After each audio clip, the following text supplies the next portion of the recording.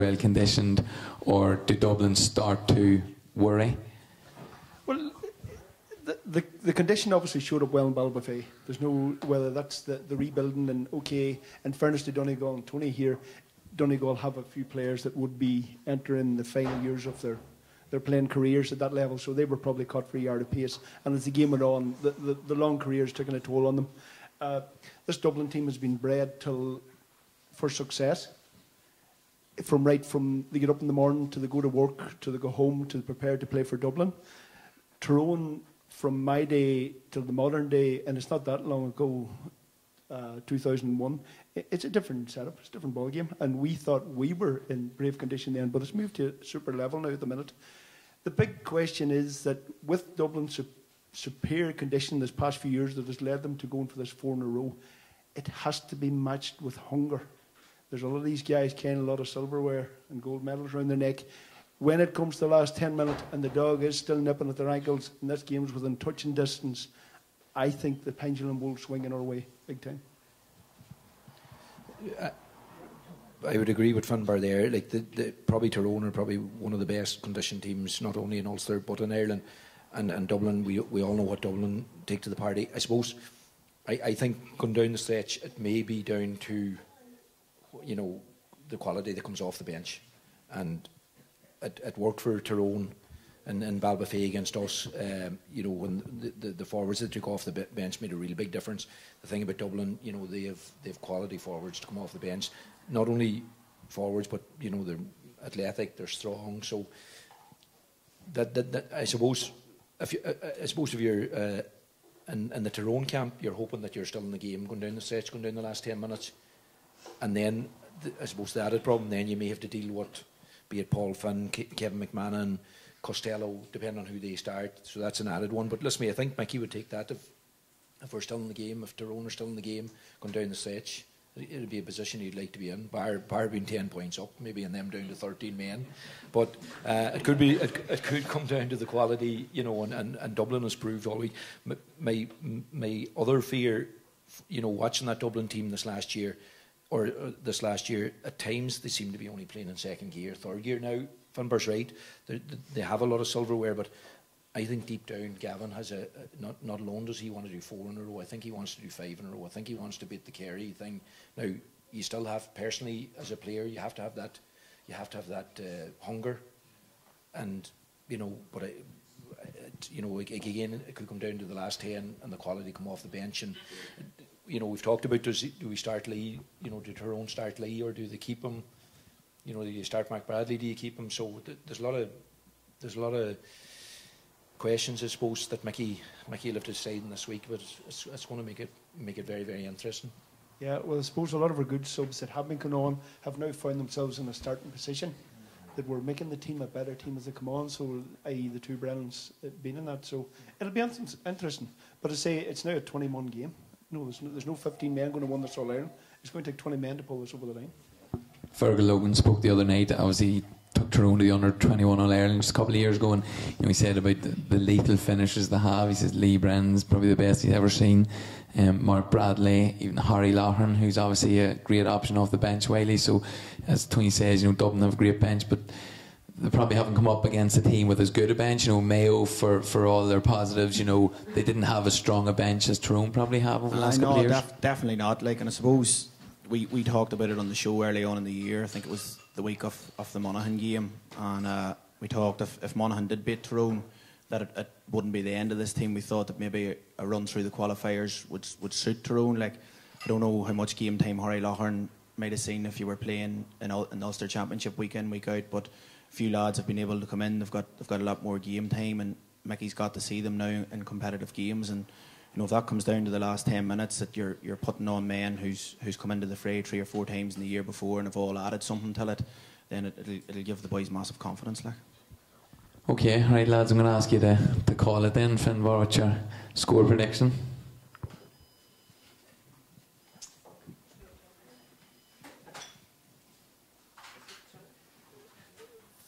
I've got to call this twice, heart on head. My heart says that we can give them a game. We can battle with them. we can stay toe-to-toe with them. I've seen Dublin this last few times that they've played Tyrone. I do believe that this Dublin team is on the wane. I don't think that we have improved much since last year. I think Dublin has come back to the pack. A goal in this game is going to be crucial, and to get the first goal, I can see us leading at half-time. I can then see us being asked very, very many questions in the latter 20 minutes. Or is Dublin a League Two this third quarter? If we can stay ahead in that third quarter, which is going to take a massive effort. But look here, we're in the final. There's only one team can beat them in Ireland on Sunday, and that's us. Good stuff. Tony? I better be, Bring you an escort here first, fella. I better be careful here because I'm staying in Trillick tonight, so... You need more than an escort then? Listen, I go back to what I said at the start of the show. I do believe a lot it'll come down to what game Tyrone or what format they take or what Mickey decides to do to go at them. But this is not going to go down well. Unfortunately, no. I just think Tyrone may come up short this year. You know what Liam mentioned on the way in, and it's hard to believe there's 10 years since Tyrone played in an All-Ireland final. You know with the talented players that they had, but we all know it's not easy coming out of Ulster times. But I just feel that it may be a year too early. Even though there's a couple of the Tyrone guys that are around, this last 10 years. Colum and McCarran had been involved in 2008. I just feel that Dublin probably are going to have too much. I have this feeling, even though, listen, I was at the final last year, I think Mayo absolutely left it behind them, and there is that chance, but again, Mayo just play off the cuff and they go at them and they get in their faces. If Tyrone do that, they're absolutely in with a shout. But personally, I think it's going to be Dublin and probably maybe 4 or 5 points. Sorry, guys. All right. Who's he staying with? He mightn't be staying now. No, Ralph, being honest, we all know that Dublin's a great team, hey, and they're, we'll probably only appreciate them in 10 or 12 years when you're looking back on this crop of players, but the Kerry golden years thing from the 70s and that. But listen, even like the All Blacks, all great teams get beat, and just because they're beat, it doesn't mean they're not a great team. And just seeing how much that Tyrone group were hurt last year after the semi-final performance and not doing themselves justice, and there's that group that Mickey has now, there's a serious togetherness about them, the spirit and the team bond they have is exceptional, and there's not many county teams that would have that collective team spirit, and I'm totally convinced that Tyrone are going to come out winners on Sunday. I'm thinking by 2 or 3 points. To be honest.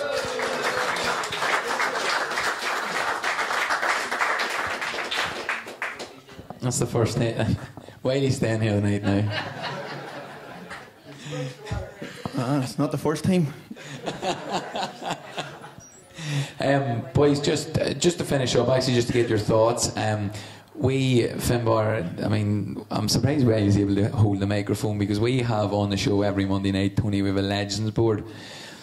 Top 10 in Ulster, and the guests come in, they choose who they want on, and we got to choose our own two to kick it off, and one of the men that was put on it was Finbar. And then winning by 2 or 3 points on Sunday, I could see into the future, and I knew we were going to be sitting here, so that's why I preempted it. No, but just obviously I've known Finbar for a long time, since I was a cub, and knowing the family well and that, and just what the presence he was to Tyrone teams that weren't near as successful as what they are now, and he was a big man in them setups, and I'm sure he still is a big man in any setup. But even Pascal chatted about how much he helped his development coming through as a goalkeeper and that, and for me, he was a legend, and that's why I had him on the board. Unfortunately, Gerard O'Keefe decided to take you off. Sorry about that. There's always one. There's always one. I fought tooth and nail for you to stay on. But. And another man that was on that board actually was Jim McGuinness, who has been linked, we've just heard this evening, that Rochford is gone from Mayo. Tony, McGuinness is heavy favourite. Decky Bogue might be able, he'd be chatting to Jimmy right now from there, so he'd be... He asked me not to bring that up, but Jesus Christ. It'll probably be in his book Monday morning. Tony, can you see him heading to Mayo? that rumour's going, but personally, I don't think so. You know, I think Jim has set his sights now, and I haven't. I met Jim at the Tyrone match. I spoke to him briefly. You know, Jim's done all the soccer badges. I think he wants to give the soccer end of things a run for it. Now, where that'll be, I know he's Ben Harbs. Van Harps. Well, I know he was definitely linked strongly to Galway United. Galway United had made an approach to him, but I don't know what came out of that. But I think Jim, you know, I don't think he was going to do all the soccer badges and that, because I think now if he goes back to the GA, that's probably the end of if he has a dream of managing the soccer. He's probably, Tony, such a driven individual too. Like he won't want to come away from soccer seeing himself as not having achieved what he wanted to achieve. You know, or people throwing up, you know, you were a failure at soccer, you're back here. He's just that kind of driven individual, isn't he? Absolutely, and I totally agree with that. And I think no matter if Jim decides to come back to GA, you know, Mayo, there'll be plenty of counties that'll be interested in his services. I think there'll be plenty of sports that'll be interested in his services. Probably Joe Brawley doesn't want to see him coming back for the style of football, but it's an interesting one to watch. I was listening on the way up in the car, and obviously he's not happy with the support seemingly he got last night at his county board meeting, or he didn't feel the love or whatever. So it's a big job. I suppose the question is, have Mayo missed the boat? Have they anything coming through? I know they were on the 21 on the 20 final this year. So I don't think it's for Jim, but you just never know. It's kind of a strange one, Tony, too, the fact that his selector stepped down maybe a month ago and he had decided to stay on, and then whatever's went on, he hasn't got the full backing or whatever. And because I seen yesterday that he'd 2 new additions to his backroom team. He'd apparently Peter Ford, and there was another guy, and that was all seemingly sorted.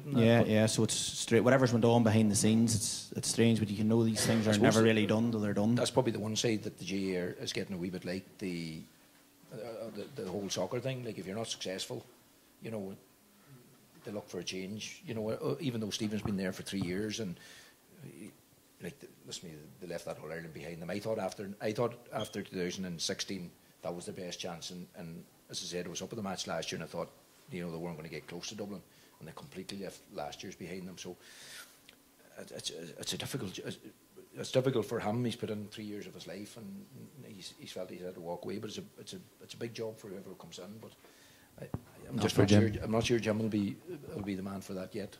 Okay. Fair enough. Finbar? The Tyrone blood and Jim might swing it. Yeah. In our favour. An old favour. Okay, boys, look, thanks for coming on. We're going to go to social media and a few questions. Tony and Finbar, thanks very much for coming in. You'll stick around, I'm sure, and we're going to have a few more guests up. So, folks, give the boys a round of applause.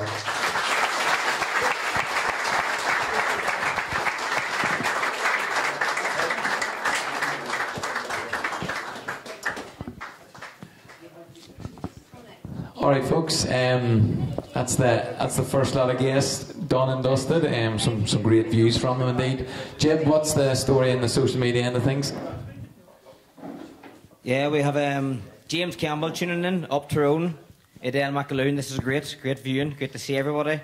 Teresa Nelson, up Tyrone. Eileen McEnany, hello from Yonkers, New York. Tyrone forever, up the Reds.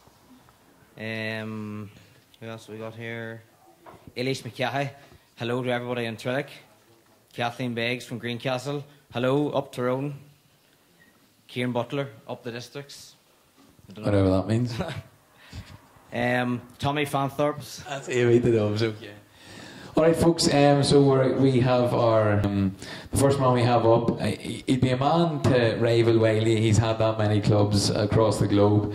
He's a freelance journalist, one of the best about, and he's hoping this year to stay to the end of the press conference no matter what happens. It's Decky Bogue.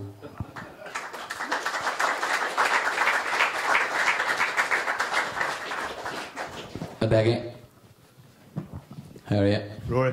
Good to see you. Alright, folks, now another All-Ireland winner in 2005 and 2008.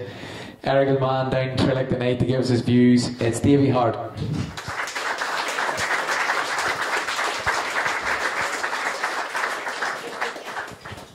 Welcome along, Davy.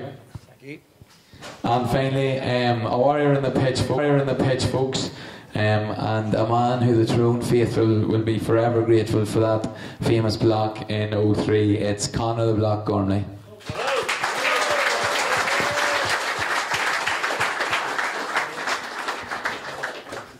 Conor, boys, you're welcome. Cheers, thank you. Good to have you along. Deggy, we just thought to pick up on that one, the point we finished on actually in relation to Rochford. Who are we seeing as favourites for that job if McGuinness isn't going to take it, do you think? Well, Jim has all his money from the Chinese triads, you know that. So he doesn't need it? He doesn't need it. I'd just like to say before we start, it was nice of the boys to soften the whole thing up for the first half for us coming in. You know, are we the finishers now? Like, is Conor the Kieran McGeary and Davies the Conal McCann? That makes me Lee Brand, does it? Or Harry, and you're going to bang a goal. Either or. You're in the stretch. The question, Declan, you were firing your own agenda there. The question, Declan, was, I suppose, who's in line for this Mayo job now that Rochford is gone if Tony doesn't think McGuinness is going to take it? It's one of them things that there's any number like of candidates. It's an attractive job, be a lot of money in it. Let's be honest. No point lying about that. There'll be an attractive package. James Horan is with Westport at the moment. He was training a Galway club team at hurling last year. Other candidates about the place. Are there that many at that level? Next day. Well, I mean, he's got about a 4-year ban coming down the line for firing the ball at the Bleak fella, isn't he? But I mean, I don't know if there's that many candidates at that level that can truly, you know, do a job like that in a county. There's plenty of boys that might fancy it. No one's mentioned Davy Hart's name yet, which is surely an outlier. That's some kind of oversight. Davy, it probably shows the level of commitment and success that Mickey's had, that he's been the helm for 16 years now, you know, and these managers are now dipping in and out, doesn't it? Yeah, that's true. Managers, they don't get a long time to settle into the setup. He was coming on it in the back of a minor and under-21 success, and he had immediate success with the seniors, so in that sense it maybe bought him a few extra years. There certainly was a period where there maybe was people in Tyrone who would have liked to think we wanted a change, but the county board and the players were very happy with him, and I think you can see the rewards here now that they're getting ready for another final now on Sunday, and it's just great to see. Conor, he's more or less rebuilt maybe one, maybe two teams from 08, like, it's impressive, and now back on the big stage. Oh, it definitely is. It shows sort of versatility that he has.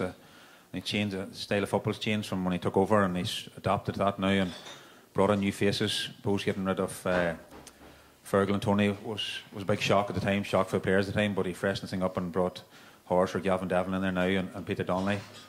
The players, chatting with the players, they really love Peter Donnelly and the work he's doing there, and he's freshened it up and he's adapted and changed his style and his approach to the Gaelic football now, and it's testament to him, like, you know. So as I said there, the boys said, look at every other account, it's just a merry-go-round nearly of who's in and who's out, like, and a fair play to him. He keep going, and hopefully he'll have another dogs, I suppose, against Kerry as well.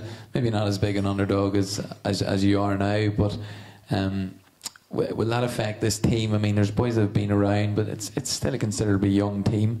How are they going to deal with that on Sunday? Either or. No, I think that the boys will be ready, and they'll be well prepared, and there'll be absolutely no sense of doubt whatsoever. I think with the 3 weeks preparation for the final, I know Mickey and his backroom team will leave no stone unturned. We know that from previous experience. He will have Dublin broken down into very small pieces, and where exactly you can get at them, who needs to be man-marked, who needs to be targeted, and when you put all that together, the boys take to the field on Sunday, you know, there won't be any fear, and the boys will just have total belief that they're going out to win that match, and that's how they will approach it. And I do think that people outside the county won't be thinking that way and maybe won't recognise it, but I do expect Tyrone to really take it to Dublin and to come out on top on Sunday. Conor, I suppose that documentary last night highlighted how your minor team, you know, came to the fore and delivered, I suppose, essentially, or a big part of delivering those 3 All-Irelands. with this team and the under-21s and success they've had, is that belief just naturally there as well? It probably has. It's grown probably since then, but what Mickey always preached was belief, as Davey said. Like, that was one of his big things. Believe that you're a good footballer. You know, it wasn't really a defender or forward. You believe that you're a good footballer, and then that collectively, then as a team, we all believed that, and it showed in them teams that, as you seen last night in the video, like, a lot of tragedy that them boys come through, and Mickey came through personally as well. Like, so he believed, his spirit was strong, and he brought that into the lads. And like, every day we went out, no matter who we were playing, especially in the finals, I think we had full belief and full confidence we were going to win them games. There's just no losing. It wasn't an option really. Like, and I think this game on Sunday was something similar. Them boys would believe. I was up on Saturday at the Meet the Players thing. David was there as well, met him, and the boys seemed relaxed, they seemed confident, and chatting to a few of them, they were looking forward to it. And I think again they're going to cause a bit of a shock on Sunday. Some man always steps up to the plate. I suppose 03, you at the block, you know, 05, obviously Canavan with the freeze and all the scores he took. You know, who can you see doing that? Who can you see really stepping out of the shadows this weekend, you know, and making that name for himself? McShane did it in Navan, obviously, with the cool head with that point at the end. There's one or two boys who've been showing very well, but I think the three boys that really need to have a good game and will get thrown over the line was Matty, Niall Sludden and Petey Hart. I think if them boys are on song, Tyrone are going to be hard to beat. I know Dublin sort of tail tagged them boys on the qualifier, the game in Oma, the Super League game in Oma, and nullified them fairly well. But I think there's a chance for them boys now on Sunday to really step up the plate again, really show what they're made of. We all know what they're made of in Tyrone football and what they've done for the county. But I think them three men are vital important. If they can show on Sunday, I think Tyrone are in a great chance. Like Petey showed when the thing was needed against Monaghan. Monaghan were a point up. He's after getting a bad bang. He got up, he got the sideline ball or short free. He made a great run down to the middle off to Tiernan, and then we got the goal from Niall Sludden, you know. So just a game-changing moment like that, we simple things like that can change a game. So I think if them three men are on song, we're in control of the game, I think. John Small will be probably on Petey. Petey's maybe a wee bit of difficulty with him this last couple of games. So maybe if Petey done something different, maybe if he went inside for a few minutes and balls played into Petey in there, I think John Small can be taken if Petey's inside. John would be, I don't think his tackling would be as good as the other boys, so I think maybe that could be an option. Someone different maybe. Petey is inside for a few minutes would cause bother, but I'll pick them three men to have a good game on Sunday. As Conor says, suppose, you know, Peter Hart he probably has been, you know, targeted as their main threat, and you know, he's really come good in the last two games in the final 10-15 minutes, but he's probably had quieter games than usual in the lead up to that. Yeah, I think at times we've seen the very best from Petey, but I think Tyrone need him to consistently produce over the course of this here final. Conor has touched on it as well there. I think with Matty and Niall, if you were an opposition manager, they're the three boys you have to stop, because all three of them are huge threats. I think at this stage, Matty has developed a real consistency to his game, and he very much is a leader and is a great captain. I think at any stage, no matter who's on him, he's always going to cause problems. If Dublin try and put your wee fella, is he O'Merchan? I hope they do put him in Niall again, because he did a fairly effective job in Niall in the game up in Oma. But I thought against Galway he struggled whenever he was drifted or he pulled into the full back line. And I think if Niall can get on the ball and go at him, he will really hurt him so he will. And I think Niall's the type of player that if he gets on the ball twice in each half, he can end up with 1, 2 or maybe 4 points. He can be that effective for them. And as Conor alluded to there as well, we do need Petey getting on the score sheet. I think if he makes them runs and drives through and gets scores, it really lifts the crowd and lifts the team, and they're massive for the team in the context of the overall game. I know some of the boys were arguing there earlier too over where not to start Lee and maybe Kieran McGeary in that, and from my own point of view I would prefer Lee coming on at the end of the match. I think with him and Kieran McGeary, every season teams take on, you find your settled team. And I think over the next 10 years, Lee and Kieran McGeary are going to be superb players. But I just think with his injury, if we start Lee, we don't have his energy at the end of the match, just having not played all the games to date. And I would much prefer him for 25, 30 minutes in the second half as a complete ball of energy, causing them problems and getting the scores, rather than seeing them maybe struggling for energy and fitness at the end of the match, is what I'd like to see. And the same with Kieran McGeary. I think his impact coming in is just superb. He has so much energy and aggression in the way he attacks opposition teams. He has no respect for whoever he's marking, and he causes real problems. So from that point of view, Conor Meyler's had a great year. I hope he's back, and I hope he can maybe curtail Jack McCaffrey until you unleash Kieran McGeary in league. And I think that'll be massive for Tyrone if they're well in the game, maybe slightly ahead, and you're bringing on the players of that calibre. You can really cause them problems. It would cause panic amongst the crowd. You know, I know from previous experience, whenever Dublin get on top of you, there's the noise that they generate is electric, and if you're not used to it, it can almost suffocate you. But if you can settle them and keep the crowd quiet, you know, you can almost hear their own supporters jeering and maybe going against their team. And I think if Tyrone can do that and stay in the game and maybe hit them with a shock at the end, then we're well fit for them, you know. Good to hear. Positive. Decky, if you go back to 2008, I suppose, you know, Mickey's trump card was the Twin Towers and putting Justin and Joe back to mark them. Is there one particular point with this Dublin team that you can try to nullify? We obviously appreciate they're a great team, but is there one area in particular that you see?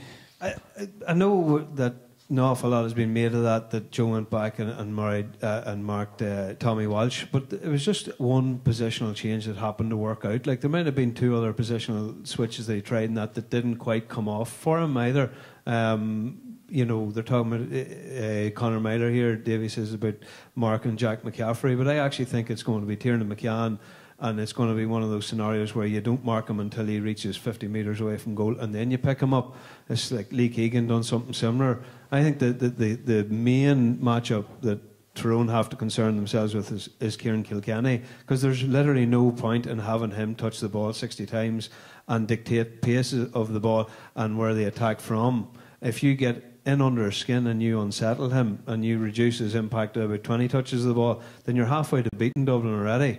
And nobody's better for that role. It's not sort of coming as news, but Paddy Hampshire he's tailor-made for that. Another thing that you know, should be said is the influence of, like, we're talking about Peter Hart and what influence he can have in this game, and it's plenty other people than me who said that Tyrone have missed a man that can referee a game quite like Conor Gormley did in his time, and by that I mean, like, Peter Hart has been bullied by John Mark countless times physically on him, and he has been wrestled to the floor in front of referees, and referees just say, I should play on, you're whinging for it. Like, if Peter Hart goes inside, John Small picks him up, why not Peter Hart just wrestle him, get him onto the ground, get the two of them yellow carded? It's going to suit Peter Hart a hell of a lot more than John Small, and I think Tyrone need to do a wee bit of that. I think they need to be the hateful kind of Tyrone that us and Fermanagh used to always cry about in the 90s. That's one point. Not the naughties. I have a few more. You'd wonder why the media wouldn't highlight that about John Smalls and Peter there. But who, on Necky's point then, who, I suppose, Conor, Davey, and playing the half back and maybe full back line as well, who would be your go-to man for Kilkenny? Hampshire would be a good option, surely. I've well capable, he's the physical strength and speed and all that. But all man, I know Kilkenny gets on a lot of ball, but Brian Fenton for me is an absolute phenomenal player. He's come into that team and hasn't lost a championship match in nearly 4 years. Like, hopefully he gets his first defeat on Sunday, but he just seems to be cruise control all the time. Can kick a score. He's very dangerous, especially with Colm sitting back there. Colm's going to be playing a sweeper, you know, and you've Cian O'Sullivan playing sweepers, two sort of similar setups. But I think Fenton needs to be really nailed down. I think his involvement is going to be crucial. You've seen in the Noma game, he just fit a cruise up the field, kick a score. He's going to be massive. I think Jack McCaffrey's mentioned as well, and Kilkenny there, that's probably all three, as well as Tyrone's three. I think they're the all three that have to be really nailed down. I would like, I think Pádraig Hampshire hit Cian O'Sullivan maybe early on in the Noma game.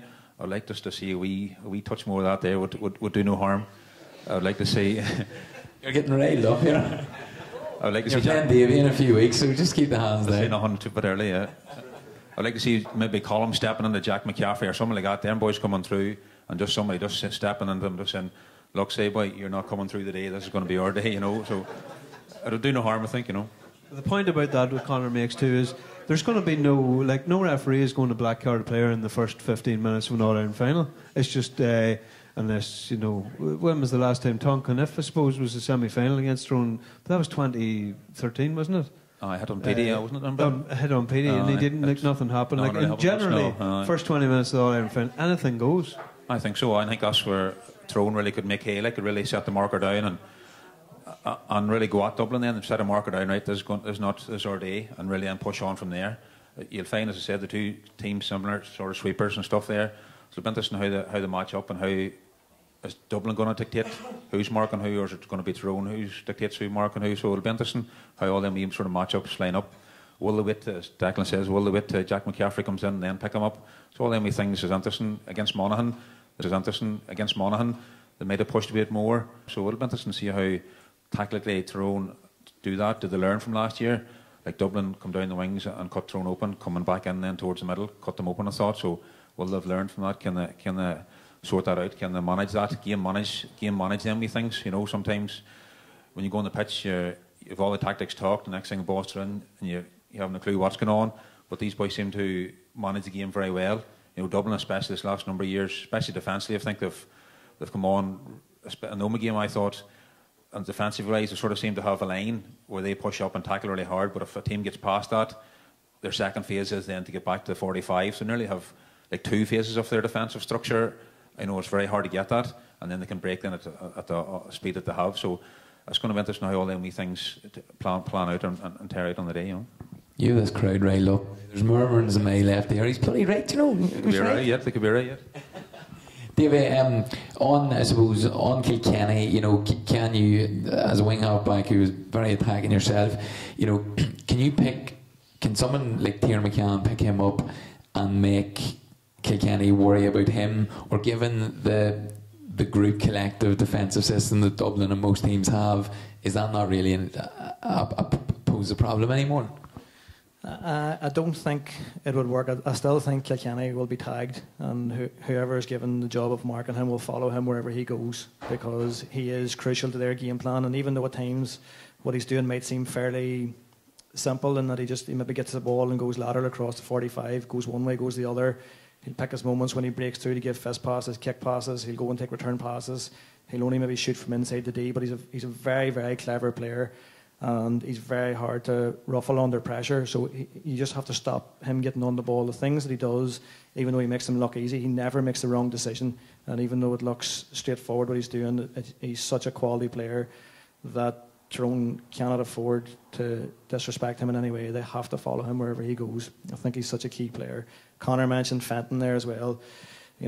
People always talk about strength and depth of your panel, but I think the strength and depth of your panel is dependent upon the availability of your key players. And if Tyrone were going out to play Dublin on Sunday, and maybe Jack McCaffrey, James McCarthy, Fenton and Kilkenny weren't playing, it'd be a very different team. So the other players are fighting it out for the places on the wings, but you have to stop those men getting on the ball. Fenton is key as well in terms of how you curtail his influence. So do you assign an individual to him specifically as well? Given the system that Tyrone play, they can't really afford to tag him in the same way to tag Kilkenny, but they certainly have to be aware that whoever's closest to him gets to him whenever he's on the ball, because he is such a threat. And then as you move up front, I do think that Mannion, he caused a lot of problems for Galway in the semi-final, but he was well marshalled up in Oma, so he was. And you have Ronan McNamee and Paddy Hampsey, who will be given man-marking jobs. They will pick up some of Dublin's key forwards. And again, it's like Mickey always does for finals. He will have key men for certain positions to pick up certain players. And there's normally always one or two curveballs in there that you maybe weren't expecting. Somebody could be given a role that they weren't expected to do, or that maybe the fans weren't expecting them to be in. So it's exciting knowing what goes on in the background in the lead up to an Ireland final. You'd love to be involved in it. Okay. Deggy, just on Cian O'Sullivan mentioned there, if Cian O'Sullivan isn't fully fit, if he pulled up quite early against Galway, I think the last time he had a hamstring injury for the All-Ireland final, maybe 15, he had a cryo spa in his house for the 3 weeks leading up to it. So that's the perks of being a Dub. Where did you get your information? I read your articles. I don't think so. You'll not be learning anything there. What about him though? But about him, you know, is he a vital cog in the wheel? Like, you know, in his sweeping role, and even if he has to pick up a man mark, if he is out of there, do they lose a real edge in defence? They lose a cool head in defence. There's no doubt about it. But I mean, I think Tyrone's issues in the forward line is about how they shape it and the structure of the forward line. I mean, for a time there was 2 games recently before the Monaghan game where Petey was almost exclusively down through the middle at centre half forward. At least it looked like to my mind. And Niall Sludden was shunt out then to the wing, where he was well looked after against Dublin and to a large extent in Ballybofey too. But then in the semi-final, they put Niall straight down through the middle again. Sludden, and his ability to kick points with the outside of the right is phenomenal. Like, it's as good as any player we've seen in the last 20 years. And if they could get 2 or 3 scores from Niall Sludden, it doesn't really matter what Cian O'Sullivan's doing if they're getting it from that distance. And if one out of their 3 inside men are functioning really well, then you're halfway to winning. And is that similar then when Dublin are going forward, if Colin Cavan is playing that similar role? Did I not say enough to get moving on to the next one? No. Just sounds way too short. Well, I'm trying my best here. And in fairness to Dackie, I do think Cian O'Sullivan is key to Dublin as well, just from the very point of view that he's the reason a lot of their defenders aren't caught one-on-one. You know, if for example Cian O'Sullivan wasn't playing, you'd be maybe looking at James McCarthy in that role, but his initial instinct is to go forward as an attacking threat, whereas Cian O'Sullivan's very happy to let everybody else play the football. You rarely see him advancing past midfield, maybe into the opposition's 45, only if it's needed. But a lot of the time he's there to protect, and he's a superb reader of the game. If he's left one-on-one, he can still tackle. I still think he's a quality player. However, I do think he bails out some of their defenders on occasions, and I do think some of their defenders are there to be got at one-on-one. I know in the match up in Oma when Sparky Bradley came on, he won the first 3 or 4 balls in front of Johnny Cooper, and Johnny Cooper was moved off him, which was surprising because they placed a lot of trust in him as well. And as I mentioned earlier, O'Merchan and even Philly McMahon, who is a leader for them, but I know he plays a lot of his club football in midfield, and he's very good at getting important scores at important times in the game that are real lifts to the team. But I still think defensively, one-on-one, I think Richie can get a lot of joy to him and get scores and put him on the back foot and maybe cause him to react. You know, so that's where Cian O'Sullivan is key to Dublin. He's just a cool head, as Decky says, but he bails them out a lot. Well, on that then, just on, I suppose, Richie, and you boys haven't played under Mickey, you know, Galway, the first goal from Galway came from a high ball in to Comer, but I mean, they maybe tried one after that, and teams nowadays, you know, they don't take that chance. It is the percentages. You know, will do you think Mickey allow for that high ball to be thrown in and get at them in that way at the start? I don't really think so. I don't think it's nearly, as you said, giving away possession, like probably easy possession. They'd probably prefer to work it. I know they used Richie to great effect, so post earlier in the qualifiers with a longer kick pass and stuff. Maybe gone away from that a wee bit now, since the last game especially. I thought they didn't really, he's more out the field and joining the play and getting involved that way. Maybe, but I just couldn't see it. You know, I think it's the possession, you know, nowadays, giving the ball away there and then dub come at you. The hard work you do maybe to build the ball up that far, you kick it in long and it's gobbled up by 2 or 3. Cian O'Sullivan sitting in there.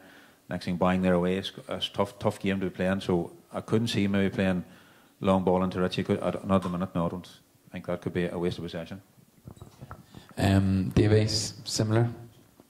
Or? Yeah, probably. I do think when you're in the full forward line in the current era, it can sometimes be a very thankless job, you know, because a lot of the time if the ball goes in and you don't get your hands on it, it can be another 5 minutes or more before the ball actually gets back up the pitch, such as the possession game, especially the Dublin play as well. You know, they showed last year, and it seems to be their game plan this year, that they're almost more conservative, you know, when they don't commit and they won't press forward into the real scoring zone unless Kieran Kilkenny decides that the opportunity is there for them, or if Fenton breaks or if McCarthy breaks, you know. So from that point of view, it can be very unforgiving for the likes of Richie and whoever's in the full forward line beside him, but you just have to make it count when it's the opportunity presents itself. And I do think you still get occasions, maybe 4 or 5 times a half, where there can be a 40-yard kick pass, and it doesn't necessarily have to be a high ball, but enough for the full forward to be out in front, when it need to get the shot away or lay it off to whoever's coming off the shoulder, you know. So there's still opportunities there to be very effective at full forward, and I think it will happen on one or two occasions during each half on Sunday. So basically, you're trying to occupy, if you're in the full forward line, you try and occupy men in there. You try and occupy Cian O'Sullivan, get him moving. You know, you're moving inside, and then Cian is trying to cover that run or cover that or block, cut out the ball. Then it's creating that sort of maybe avenue down the middle that like Sapiti hopefully can exploit. You know, so that's sort of the job nearly now of an inside man. He's just doing that, running back and forward, and timeless run. Obviously, that he's detailing that or getting that centre half back to move, and then the channel hopefully opens up. So a tough job, but you know, as someone that can be vital for the boys out the field, that good inside movement, that's creating a bit of space for outside. So have either of you boys, you have knocked the idea of full forward line in the head now in your latter years, have you? I've seen Davy mooching about full forward for Eggen all the time there yet now. On the loop there, just he's on the loop all the time there, so I'll keep an eye out for him there in a couple of weeks. They've been watching you, Davy. Still trying to run at this stage, just that's all I can do. Just back, I suppose the boys gave us the views earlier on the kickouts. What's your thoughts, Dacky, on Cluxton, on how Tyrone attack their kickouts? Is it alright to come back to you now? Have you composed yourself? No, I just was gonna probably put it to them. You know, really, I'd only be standing there in a pair of mitre boots on me looking at this all going on. But like, presumably it would be only for spells that they'd only do it.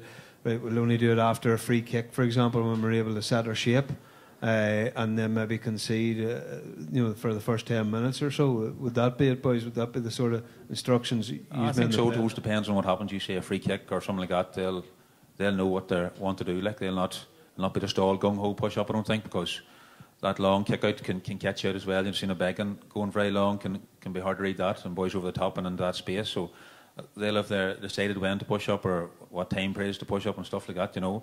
But just back to the goalkeeper, Big Fimber, like, goalie shouldn't be kicking the ball out short there, like the defender there. You know, has to be blaming the goalie.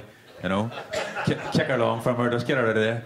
But if you looked at like, maybe the kickouts against Dublin and Oma, they were quite happy for Cluxton to go across the body with his left foot to the stand side, say, in the second half, because it's a little bit more awkward for him to kick that corner.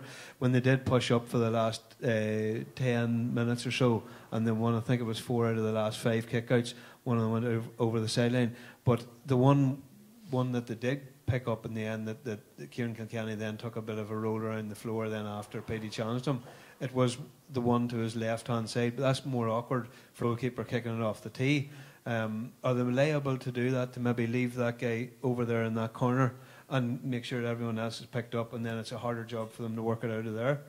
Probably that's someone Mickey would have done in our time, like, if, you know, keeper, depends what foot he was, likes of Cluxton, that harder to move the body around and get out to that. That would have been someone that he would have picked on before, definitely, you know, and left that man's spare, and maybe given Colin the chance then to organise from the back, like, you know, definitely. But both from a Tyrone supporters' point of view, that last 10 minutes, that's what we're hoping to see for a longer period of time on Sunday, where they really pushed up, just went at it as hard as they could, contested everything, made it really awkward for the Dubs, like, and I think that's what we're hoping for on Sunday, that we get someone similar like that, you know, that really made them feel uncomfortable, made Cluxton feel uncomfortable. You know, if we do that, I think we're, you know, someone that Dubs really haven't got used to this year, especially anyway. We've seen with Mayo over the last number of years, they've done that. So I think really, if we got to sustain that or get a bit of longer period of that bit of stuff, I think we'll be in a good place. As when we do that, do we wait the second half to do that? You know, do we do that in the first 10 minutes? 10 minutes, you know, it's up to Mickey to manage that and organise that, but I'd just love to see a wee bit more of that coming. But I've seen a statistical breakdown of Cluxton's kickouts there recently, and it showed that he favours that left hand, open the body up, put it into that corner, into Johnny Cooper pretty much 50% of the time. If that's not on, then he's going to look for something just beyond the half back line. And his third option is he basically just has 3 options, and the third option is just to bang it as long and hard as he can to Brian Fenton. But if you have Colin Kavanagh pushing up in that kick out, then it sort of almost gives you an equal footing. Like, I mean, that's pretty much another big area for Tyrone to target. Yeah, it's a huge area, and probably one that they might find most difficult, because Cluxton is so accurate, and I think he's very good at reading the game and maybe controlling the pace of the game. And I know from the last 10 minutes, as Conor said there, they were hugely exciting, and it was great when that amount of pressure was being exerted, but it's impossible to sustain that level of intensity for the duration of a game. And whether or not you start with that in the first 10 minutes, do you go gung-ho at the start and leave yourself possibly open at the back? And if they hit you for a goal, it's a killer blow that early in the game. You know, you can't afford to let Dublin 4 or 5 points ahead, or I don't think you will claw them back. It just won't happen. You know, so it's very important that they manage the game carefully in the first 15 minutes or so. And as Conor says, they maybe will talk about periods in the game where they can push up, or if somebody senses it in the field, maybe let Colm Cavanagh decide that himself if he is in a position to push up, that they can do that. But if Cluxton's third favourite kicker is that one to Brian Fenton, that's actually the easiest one to get to probably. But over the course of a game, you know, if at the end of an attack, you know, you could have expended an awful lot of energy. Somebody might have got a shot away under huge pressure, and you can be absolutely exhausted. So it's nearly impossible to get across to cover some Dublin defender who was on the other side of the pitch for that attack and has just escaped his man and is in 5 yards of space. And if you're ahead of the ball, and you're at the end of an attack and you've no energy left, it's very hard to get back down the pitch. So it can be high risk at times as well. Can I ask a question that I was always wondering? Was that, like, do defenders, like Conor, did you like seeing an old ball scootering along the ground coming to you and then having the Jesus, I'm going to have to work this through about 2 tackles and pull it up over a man's head? Like, is that a nightmare for a defender? I just like to see her going long, just far away as possible sometimes. But just on the Dublin kick-out, I remember last year's game in the semi-finals in the Dublin stand. Just the work. I know Cluxton's a very good keeper and he can very accurate, but the movement of their Dublin players was unbelievable. Just as soon as the ball went dead, bang, they were gone. They were sprinting out into space. They were on the move. I know Cluxton's quick, and you mentioned 6 seconds earlier on. Speed is good, but just their movement, I think the team doesn't get enough credit probably for that. Their movement out the pitch was just creating space everywhere, and yes, he's fit to pick them out, but their movement was unbelievable. But I sort of depended on the kick out to stage the game. Maybe sometimes you could be gassed running after some of them boys, and you just want to, as I say, get her long. If you're in a bit of space, yeah, no problem. You're welcome with the ball, no problem at all. And then you can work and build and move on from that. But sometimes it can depend just on the situation of the game or type of game maybe you're in. It could be a hard game. Depends maybe who you're playing as well. It could be better going long. In games, we worked in games going shorter and maybe didn't work out for us. So it can just depend. It depends what Dublin way they set up. Are they going to allow you short all the time? I think they'll maybe try and push a fair bit of the time as well. Like they want to put maybe Morgan under a bit of pressure, which had a bit Cluxton. I think they want to put Morgan under pressure as well. Really see what he's made of on the big day. You've maybe seen in the past that he can prone to an error or two as well. So I think Dublin is going to put him under pressure on Sunday. Was it Dublin in 2010 that just did every kick out short? Am I right? I think that's right. Nearly everyone was short that day. They had a tactic of nearly hitting you in the back of the neck with a tackle. Something like that. They let everybody come. They sort of set off full forward line. They set off altogether. And let us win ball. And I was goose standing right enough. Just kick her long, Paggy. I think it was Paggy. Kick her long, Paggy. So go long. If Tyrone do go long, I suppose do they have the aerial presence to beat Dublin in the half-back line midfield area? Do you think? Yeah, you're hoping so anyway. You just have to compete, so you do. And I think Tyrone, in their preparation for the match, will be very aware that there's going to be a lot of occasions where Dublin will try and press the Tyrone kick-out. You know, I think whenever Donegal did it at times, it caused problems, and Monaghan tried it, particularly in the second half, and there was times it was difficult to get out. So Tyrone are going to be prepared for that, and sometimes all you can do is just compete, make sure there's not a clean catch, and if you have men in around the break to pick up breaking ball on an Ireland final day, you should be fighting tooth and nail for that, and there shouldn't be an issue with that. Now I know it's easier said than done when you're in Croke Park, and the intensity and just the sheer atmosphere that there is around the game, it can be difficult. But they'll be aware that there'll be certain areas in the pitch that they'll have to go long. There'll be an area that Niall will have to head it to. You'll need at least 3-4 bodies in that particular area. And if you don't catch it clean, then there should be men around to try and get you out of trouble. But it shouldn't be the case that Niall's looking up, he's looking for a short. It's not on. And then he has no option because time's going against him just to boot it as far as he can to one Tyrone player isolated against 3 or 4 Dublin players. That just shouldn't happen. I don't think it will happen. Boys, what's it like? What's it like? I suppose the build-up. You know, it's fucking great.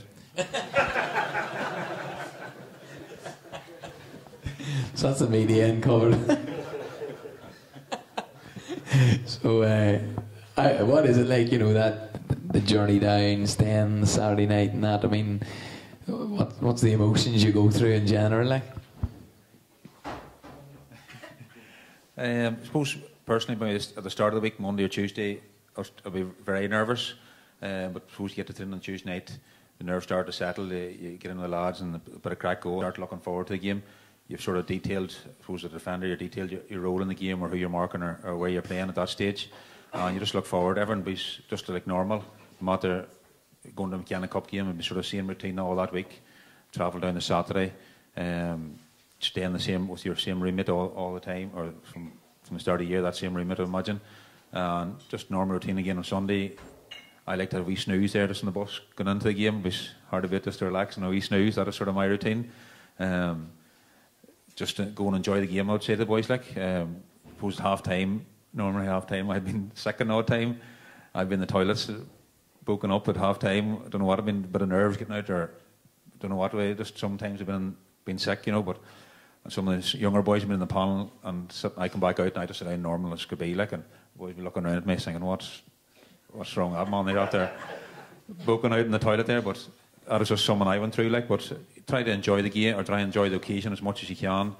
As I said earlier, we were always full of confidence that we'd win them games. There was no doubt in our mind that we were going to win them games, and I think Mickey with that installed in these boys on Sunday, that the cool, calm and collective, and they're out to do a job, and big challenge in front of them, underdogs as everybody knows, and just a massive challenge for them, and no better place to be, I think, and no better manager to be under at the minute than Mickey. He really thrives in that underdog tag, and he always done that with us, no matter who we've been playing. It would have been play like underdog, and I think they have to do that on Sunday. And as Davey said there, maybe in a kick out and a breaking ball, who wants that ball, who just wants it more, and I think Tyrone really have to show that on Sunday from first minute, I think.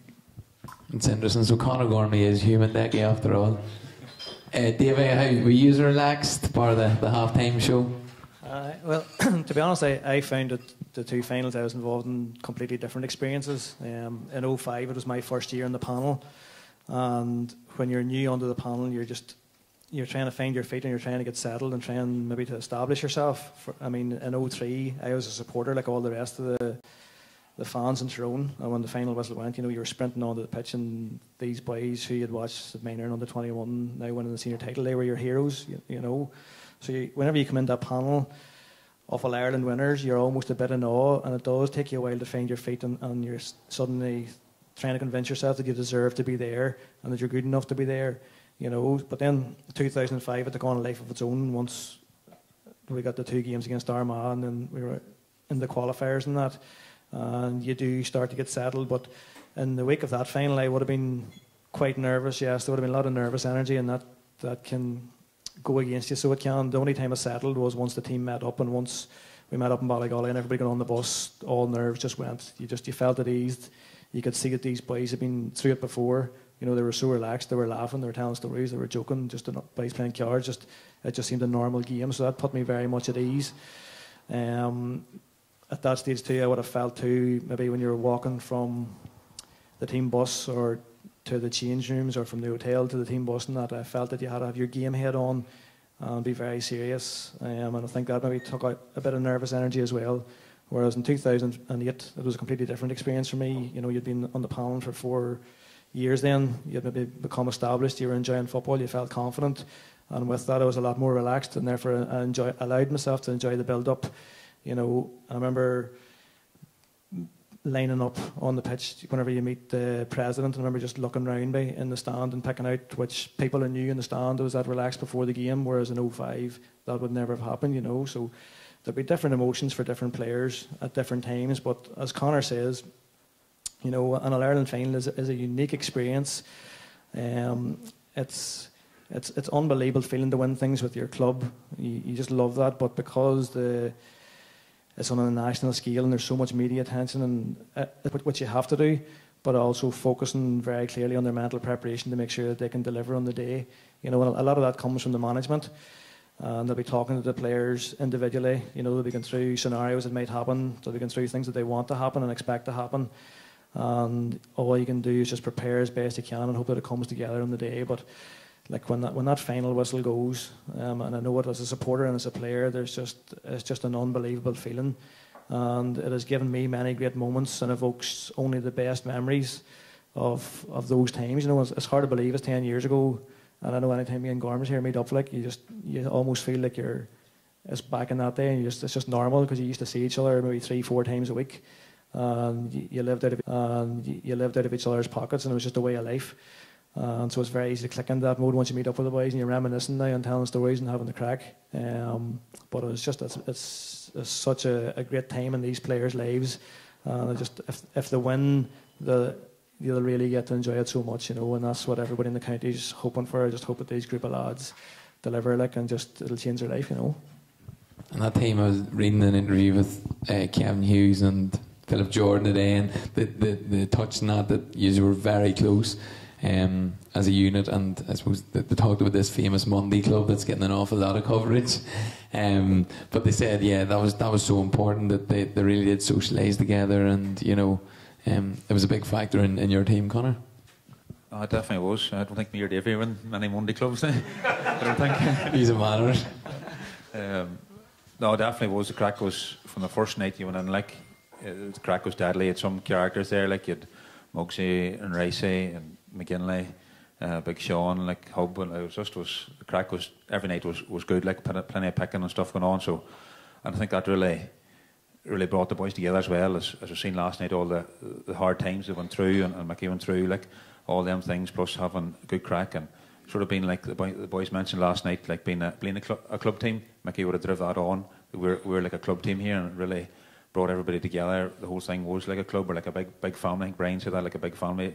You know, so and really helped us progress and move on and win things, and it means that you could rely on everybody. You know, that you could turn around and say, you know, Davey's there for me. He's to back me up. He's going to help me today, like, you know, and then he can turn the next day and know that I'm there for him, like. So, just it meant so much, and as he said, like, he can sit back now and have the crack of the boys, and the reunion and stuff's coming up now for 10 years. Hard to believe it's 10 years, like. So, just great times and great memories, and it's great to be involved in it, and it's great now for this next generation of kids coming up as well. A lot of them wouldn't have been born. As I said earlier, that meet the players day on Saturday. And a lot of younger kids there. This is their first time Tyrone team being in an All-Ireland final, and it's great for them to have heroes, as Davey said, heroes to look up for and emulate, and hopefully then that'll push Tyrone football on and push kids on that they really want to get playing for Tyrone and really want to see Tyrone doing well. And I think it's brilliant for that younger generation at the minute. Stuff, Diggy. Is this Dublin team going to emulate the Kerry side and look for 4 or 5 in a row, do you think, or can Tyrone, can they halt them? Aye, possibly, but you know what, can I just ask the boys a question here that was just I had in my mind and I wanted to find out, was that 10 years ago there was a lady in with the Tyrone panel who was performance coach, Caroline Currad, and then she was in the newspapers there 2 Sundays ago because she was in with Limerick too, and it's been 4 All-Ireland titles in 10 years that she's been involved with. Dublin Footballers in 2011 and Tip Hurlers in 2010. And what exactly that, say, someone like that brings to a team, what it brought to the Tyrone team at the time, and do they need someone like that, or do they have sort of motivators, or what is the actual work that's carried out there? She wrecked my head, that one. Wrecked my head. You have more rooms, Conor, aye? Torture. Looking to meet up, you know, and... just... Go on, this wasn't for me. This wasn't for me. Then she was threatening, I'm going to have to ring Mickey saying that you're not coming to meet me and all that, so... Had to go and meet her, like, but... Talked about personal goals and stuff like that and all. It was... Not for you? Just not for me, like, no, I didn't. Can we just do what Decky does and ask questions? If we're asked a question to get out of it. I'm like a politician. Well, you definitely have to answer that now, David. I know it's laughable there. As soon as you mentioned the name, I started smiling because I knew what Gormley's reaction here was going to be. Because there was him and so many more boys that it just wasn't for them. Like we were that group of players. I know whenever I was, you would have met up with Caroline. In fairness, to her, she was a lovely lady. But I just told her lies just to keep her happy, to make sure that she wasn't going to ask me any more difficult questions, and that got her off your back for a couple of weeks. Whereas whenever he threw in the head and huffed a bit, then she kept going after him. So she did. You know. He just didn't want to be seen having coffee with a strange woman. Some of the wives and girlfriends think she might be able to be notion of Conor there. I don't know what the crack was. No, it's PG Quinn about that one.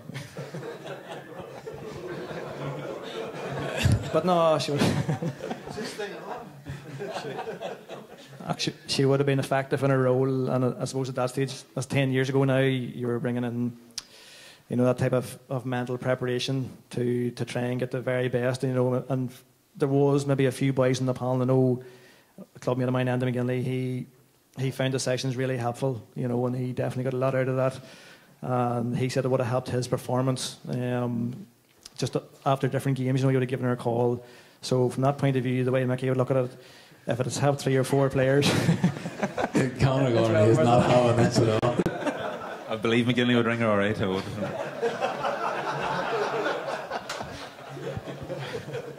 Question of the night, I know, Declan, I'll give you that much.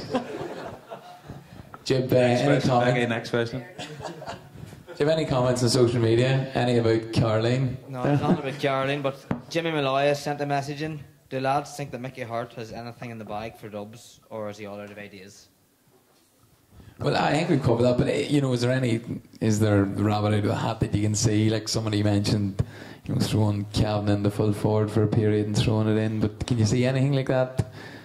Conor McKenna coming back, I think that's big one, isn't it? That's right, Conor McKenna, eh? Any truth, anything on that? Is he just home to watch the final, or is there any credence that Decky's normally good at scooping a bit of information out. Declan? There's more chance of me playing on Sunday than him playing. There we have it. So then, anything, boys? Anything that you will put out of the bag? Probably not. I would say the only surprises maybe will be on individual matchups. Is maybe where Mickey might try and throw some kind of a curveball, maybe who picks up Kieran Kilkenny or who picks up Paul Mannion inside, that type of thing, or whether you can counteract Brian Fenton in some kind of way, stop Jack McCaffrey's runs. You know, there's so much you have to do to stop this Dublin team that I know in 08 you had the Twin Towers and a lot was made of that, but there was a lot of people within Tyrone have been talking about that move in the weeks leading up to the final, that for some people it wouldn't have been a surprise, but for the southern media and that maybe it ended up surprising. So I know that type of a scenario is what people talk about a lot, you know, but overall I'd say it's unlikely. Do the panel believe the bookies' prices, Dublin 1-7, Tyrone 11-2, is a fair reflection of Tyrone's chances on Sunday? And they're 6-1 in places. I mean, it just seems crazy, doesn't it, that they're such rank outsiders? Maybe so. You look at maybe performances over the last couple of games. Maybe you could say that, and Dublin, obviously, the team they are and going for 4 in a row. Maybe it could be fair enough, but as I said earlier, great place for Tyrone to be. I think, you know, definitely mighty place to be, going in and upset the whole thing just with a nice wee win. Success breeds complacency. Do the men think Dublin might be a bit laid back and it might be the year of the underdog? I hope it's the year of the underdog. I don't think that Jim Gavin and his management setup will allow Dublin to be complacent. But it can be hard at times to escape the hype. And just given the performances they've put in over the past few years, and even some of the results they've had this year, it's very hard for that not to creep into a player's mentality. So with the best will in the world and with the best management structure, you know, Dublin have a great management structure in place, and you hear all the talk about the extreme lengths they go in terms of their preparation and key detailed information on each individual player of the opposition, but still some of that hype can creep into the player's mindset. And I think if a few of the Dublin players are just a wee bit off their game, Tyrone are going to be, they're just going to thrive, and that's who they are, and they're going to be so up for this game. I can see them punishing them for it. And just a few more comments as well. O'Sullivan is massive for our defence. No one can play a sweeper like that. But I think Colin Kavanagh do the right role of it. There's one for you, Davey. Are you still having nightmares about Declan McCann? A few people have sent that in. They never go away. And can we get Declan Bogue up to sing a few lines of the new Tyrone song? Declan. Can I just clarify as well that while he didn't leave the handbrake off in that car earlier, he was trying to take a selfie outside Mickey Hart's house to get onto the panel, so he was. Declan, you're... For the song, here, Declan? Aye, Declan, you're not a fan of these songs. It's good to see Decky do someone here tonight. Come on, give us a wee song. Muggsy has one of Giving them. you enough. Muggsy has Ale playing on Friday night. There's a live recording. Will you be going down to Cookstown to have a look at that, will you? Oh, well, absolutely, yeah. Come here, I'll ask more questions, Rory, because you've kind of given up the ghost here. Boys, and rightly so, in fairness, you give it a good shot. But tell me, I suppose, boys, the Tyrone were away at a training weekend there, and I'm just kind of wondering what goes on in those team meetings, the detail of it. Just, is it purely defensive matchups, or is it a wee bit more in getting into the psyche of the opposition, or what exactly happens during those weekends? Davey obviously has a pizza, don't you? I know with a lot of them weekends, a lot of it's fine tuning. A lot of it would actually be spent focusing on your own play and how exactly Tyrone are going to set up. And as I mentioned earlier, just certain scenarios that they're going to be faced with and how do they cope with them. Players that have to be in certain positions at certain times, and then let them go and play football. But it's also to dispel a few myths. I remember very clearly before we played Dublin, was it in the 08 quarter-final? You know, Dublin came in on the back of a really good Leinster campaign, and they were being touted as Ireland favourites and had won matches by huge margins. And I know going down to that, before that match we were thinking these boys are good, but there was a lot of video clips just showing exactly where attacks were originating from and who was key men, and just what you had to be careful for. And when you've seen clip after clip after clip, and he was talking about what players to counteract that, and would so-and-so let this happen, would so-and-so let this happen, how would this player react in that kind of situation, you know, slowly but surely. I remember just coming away from one meeting thinking there's absolutely no doubt in my mind or our mind that we're going to beat Dublin next week, you know, so that's the type of thing I'd be doing. It's just maybe trying to dispel some myths about how good this Dublin team are. And apart from that, about killing time and stuff like that, Peter Canavan had in his column there the other day about boys going for a round of golf on the morning of an All-Ireland final. Actually, I'm going to tell a story about Shawnee Donnelly here, because I was told to take the boys for a drink, so he brought Shannon. The boys got rode off. This was a fortnight before the Ulster final, and Tar said he was trying to leave the car park, even though he was completely sober. He still managed to take the side out of the BMW. And then he says Sean Donnelly was completely full. He never spoke at a team meeting, but when they came back, then John Donnelly was the manager. Is he here? No. But sure, this is how... Jib, any comment on that? No comments. Wouldn't like him. Wouldn't he like him? Declan, any more questions, or are you done for the night? Give me a second. Come back to me. Yeah, we have another question here. Ask the two boys if they could still do a job for Tyrone yet, as they still seem to be key players in the Tyrone club football for their clubs. I'd say Gormley could. He would take him on out, no bother. Anything goes in the first 20 minutes, then, right, Declan? How do they feel the first round championship game between Argyll and Carrickmore is going to go? No comment. Carrickmore's going on. Honestly. All right, boys, look, we're going to wrap it up. What way do we see it going? Decky, I'll go to you first for your prediction. About hurling there recently, and you know the unpredictability of hurling. Football is a little bit less complex in what can happen. But he said there's 100 mad things happens and somebody wins at the end of the day. But an All-Ireland final is like that. Even though by and large Super 8 games and all the Ulster Championship games can go to by and large what you might have thought beforehand. An All-Ireland final can be crazy. 2 own goals can happen in an All-Ireland final, and pretty much anything can happen in this game, I think. People are talking about 2 different games of Gaelic football nowadays, the way it's played. You play up to 50 minutes, and then for the last 30 minutes, it's anything can happen, and it's a proper game of football. And if Tyrone are in the hunt at that point, it wouldn't surprise me, it wouldn't shock me to see Tyrone win an All-Ireland, but it would probably surprise me if you can make the distinction. So, Dublin? Dublin by 2.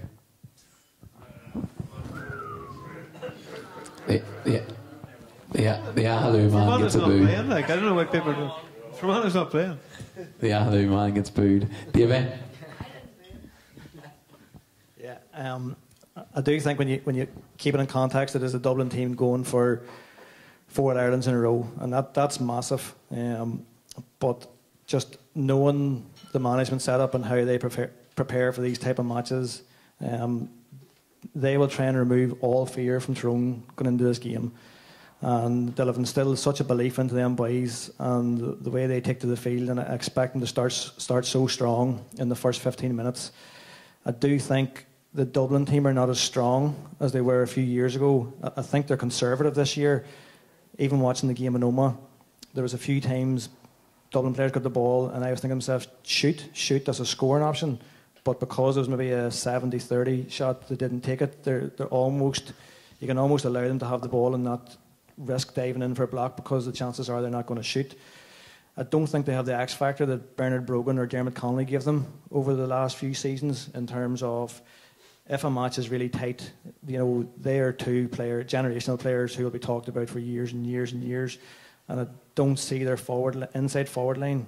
They don't possess players of that calibre anymore, and Bernard Brogan is still obviously about, but he's not the player he was 3 or 4 years ago. So when you add all that up, they're still going for 4 in a row. However, I just think this is a young Tyrone team, and some of the players have been there on the journey for 4 or 5 years. And the players we mentioned earlier, I think they're going to have massive games and really take it to Dublin and shock them. And I think that Tyrone can win by 3 or 4 points.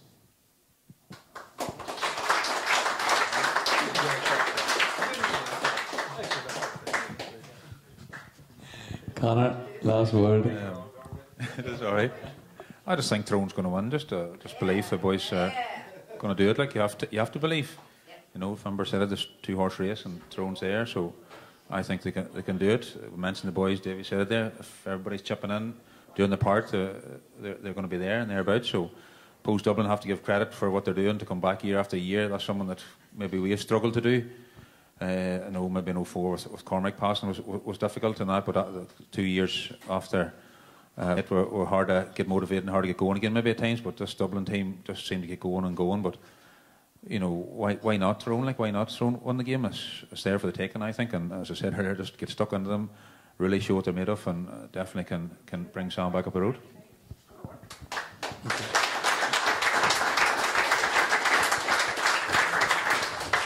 There's the belief from the men that have been there, done that, Deggy. So it's all answer, or is that you done? We got another message there from Ewan McInespy, who's tuned in.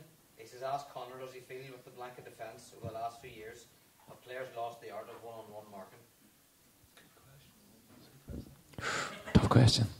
I think it has gone back a wee bit. Definitely was I would agree with that.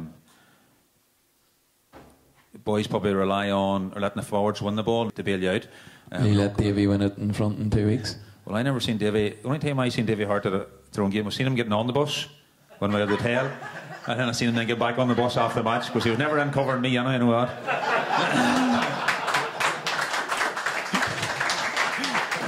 And that's true. He spent the whole game shouting at me to get back. You know, he had no cover whatsoever.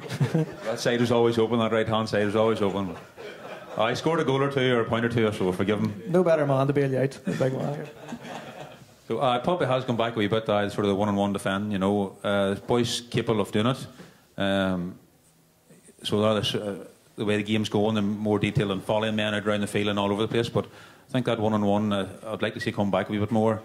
The defenders probably don't get enough credit for doing that. They're sort of waiting, as I say, for help all the time. But I'd like to see a bit more of it. A bit, I suppose, that we all want to see. Everybody, the Joe Brawleys and all these boys want to see. But that's the way football's going. That's the way the game going. You just go it and go with the flow and see how it works out. Okay, that was Jib. All right, folks, I'm going to wrap it up now. Hold on, whoa. Go on ahead. Malak McElhone was just sent a message as well saying, don't forget to mention the lawnmower sheets. £2 a line, 3 for 5. And what's the prize, Jib? £1,000, is it maybe? £500. £500, okay. You don't think it's Sean Doyle gets to cut your lawn. Throwing the best luck, and hopefully the 4 boys will be bringing Sam home next week at some stage to Trillick. To Jib, thanks very much. I think you have a great club man here, folks, and he's helped set all this up. So round of applause for Jib for letting him do that.